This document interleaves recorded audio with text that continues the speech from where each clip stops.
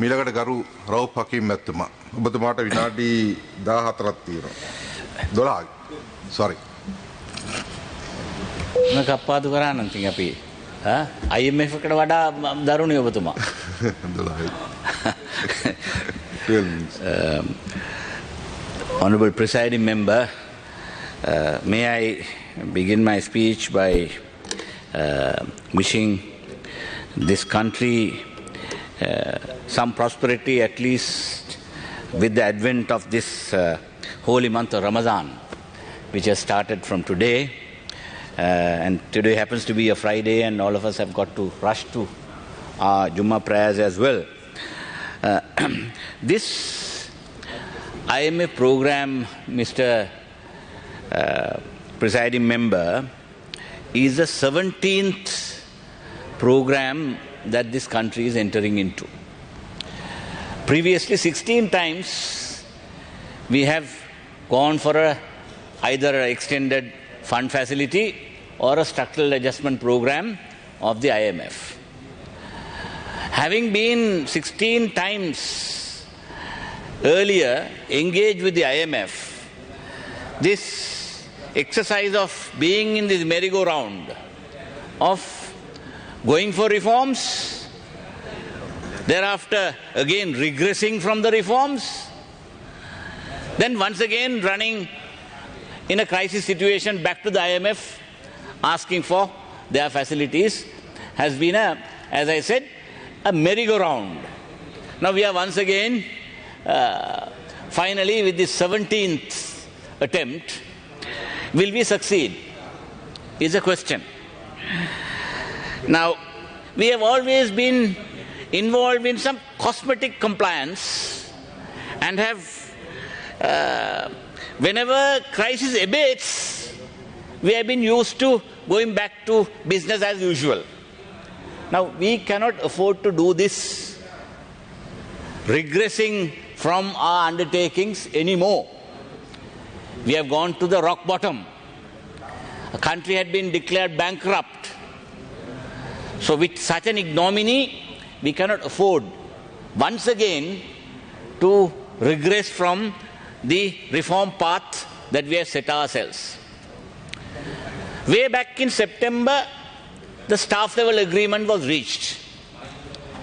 From the staff level agreement up to the board approval, there had been 200 days within which we could have done many things.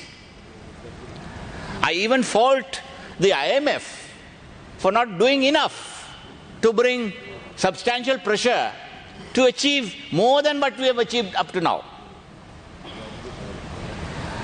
Whatever that government has chosen to do with their discredited majority in parliament, with an experienced politician as the Prime Minister, or rather as the President, we had managed to use the jackboots of our armed forces and the police to prevent agitations, demonstrations,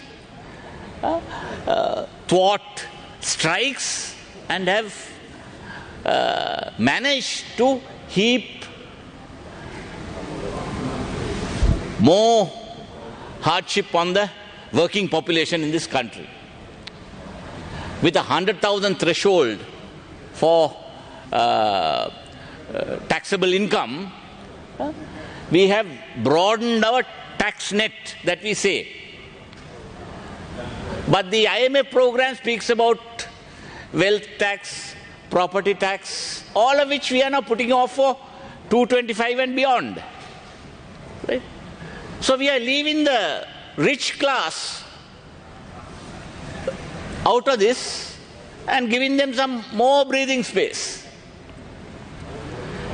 Now this is what is being contested by the working population in this country.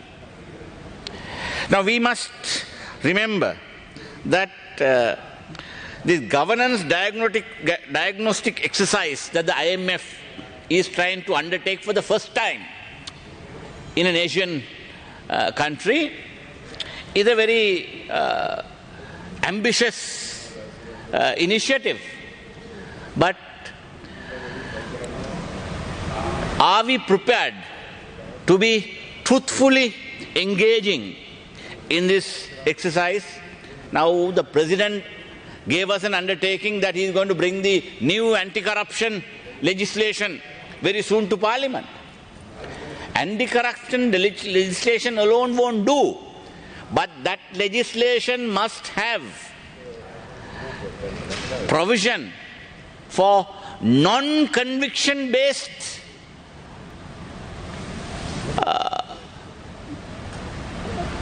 property seizure arrangements. Otherwise, if we go to the courts and try to get warrants or to have accounts of all the monies that have been stacked away outside the country, it's not going to happen. So now what have we done?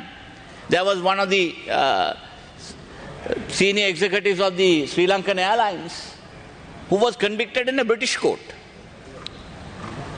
Then we had one of our diplomats in United States. He was convicted for a similar offense. Right? Have we at least filed any action in our local courts? No. So what are we talking about? Anti-corruption initiatives in the country. So therefore, there's much to be done. Now today, the papers say, now we have lined up various state-owned enterprises to be sold. A restructuring unit under the Ministry of Finance have been set up. Sri Lankan Airlines, including Sri Lankan Catering Limited. Honorable Minister is here. So, now Sri Lankan Airlines, Sri Lankan Catering of course might fetch something, but Sri Lankan Airlines may not fetch even 50 cents on a dollar. The way our airline has been run down. Right? But better late than never. Right? Let us make sure that at least our landing rights to important destinations are protected. At least let us make sure that our expatriate population who are sending dollars to this country have proper connections to Colombo and the capitals where they are working in the Middle East and beyond. Let us ensure that those destinations from which large numbers of tourists are coming to this country is intact, and then give it over to somebody to run this.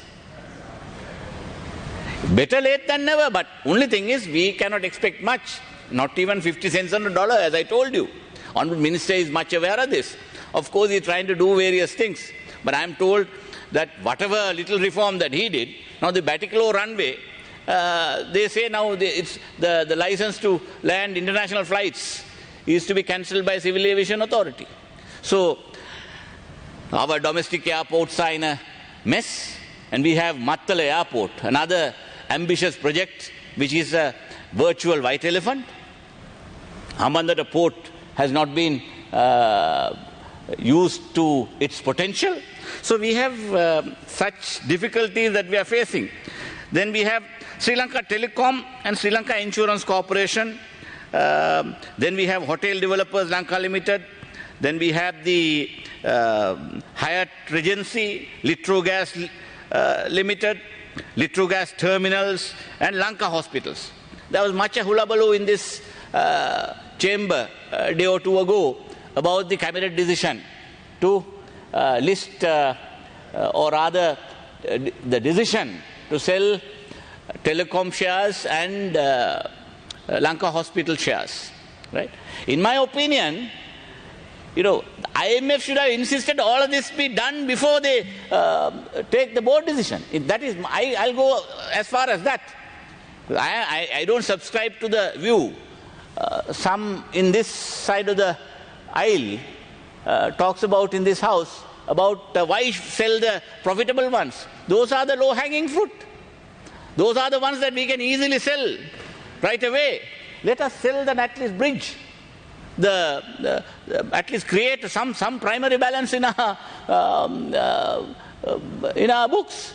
So this is what is necessary for us to do. Let us not regress from the reform path once again, 16 times we have pulled wool over the eyes of the IMF. IMF also must be faulted for not putting enough pressure. They should have put substantial pressure to do much more than what has already been done. That is my opinion.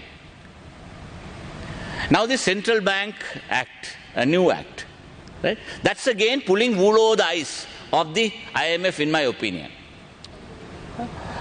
Political interference is to be abolished in the running of the affairs of the central bank. Various people have already looked at the new act. Right? What is the new act going to do? Now we are going to pack the two important decision-making bodies. Instead of the monetary board, they are to create two different entities, one governing board and the other. Yes. So let us see that we have a situation where the Minister of Finance recommends the governor and the other members of the governing board as well as the monetary policy board.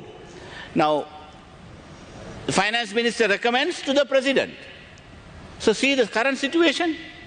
Ranil Wickremesinghe recommends to Ranil Wickremesinghe. So is that independence? So finance minister is Ranil Wickremesinghe. The president is Ranil Wickremesinghe. So Ranil Wickremesinghe recommends to Ranil Wickremesinghe. And Ranil Wickremesinghe puts it on to the Constitutional Council, which is again having a majority of the discredited government benches being there. So that's again a foregone conclusion. Those names get approved. Then finally we have another setup where political manipulation of the central bank could take place. Right? There are various other matters which I would like to deal with it when the bill comes to this House. I think the opposition must move some amendments to make sure that this exercise of bringing in a new central bank act will not end up. Because, I mean, to the credit of the President, Honorable Ranil Wickremesinghe, I must say, two previous occasions when he wanted to introduce a new central bank act was also during his tenure. Other governments didn't even care because they wanted to control the central bank. But he did twice earlier, once in 2004 and subsequently once again in 2016. This attempt was made, but then it didn't come to fruition because by the time we got it past the cabinet, elections were announced. So having said that, Mr. Presiding Member, let us make sure that at least now let us not regress from the reform path that we have now been set by the IMF. And IMF too must take some responsibility for not use their bargaining power before the board decision is taken to see that more of the assets are sold and that things are made much easier for the people of this country rather than taxing the poor people, the working class in this country, and allowing the capitalists to get away from their obligations. Thank you.